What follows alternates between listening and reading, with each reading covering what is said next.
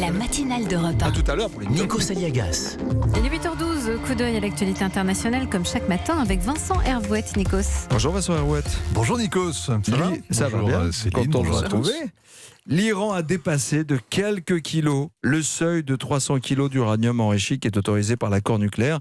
En fait, il l'a fait délibérément et Israël réclame des sanctions immédiates. C'est ton Alors c'est un geste que les Iraniens avaient planifié il y a un mois. Ils le justifient avec des arguties juridiques. Il y a 2 codicilles dans l'accord de 2015. On dirait qu'ils sont là pour ça.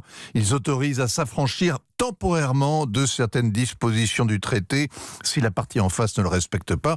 Et c'est le cas. Les sanctions n'ont pas été levées. Alors ces kilos d'uranium que brandissent les Iraniens, c'est une provocation calculée. Comme les tankers attaqués dans le Golfe ou le drone américain abattu le mois dernier. Les mollahs sont menacés de faillite.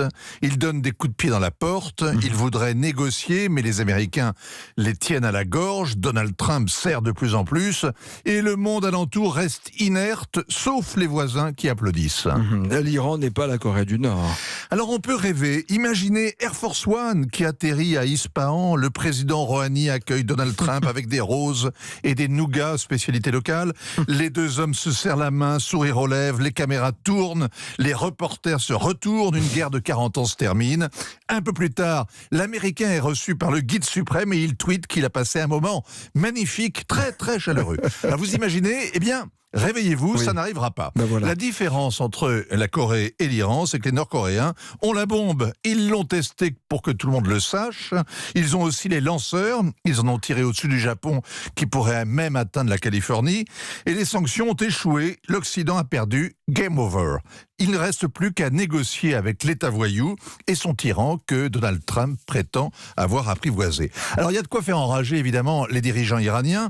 Ils ont eux les éléments épars du puzzle nucléaire et il ne leur sert à rien. C'est leur faute parce que depuis 40 ans, ils ont tout sacrifié à leur rêve de puissance. Obstinément, ils ont renforcé leur capacité de nuisance. L'Irak en a fait les frais, la guerre comme à Verdun. Au Liban, le terrorisme. En Syrie, la guerre civile que les miliciens chiites viennent de gagner. Au Yémen, la sécession des Houthis. Et tous se sont inclinés devant Téhéran. Israël aussi a subi le harcèlement iranien au sud Liban, en Galilée, à Gaza. Alors l'accord nucléaire de 2015 sanctuarisait ce désordre établi. En le dénonçant, Donald Trump a dynamité le statu quo. Les Iraniens menacent de riposter par la fuite en avant, mais ils y vont pas à pas. Hier, les stocks d'uranium, demain, les stocks d'eau lourde, après-demain sera le taux d'enrichissement, puis la relance du réacteur d'Arak. Aller à la guerre à reculons, à vrai dire, c'est un peu l'avoir déjà perdu.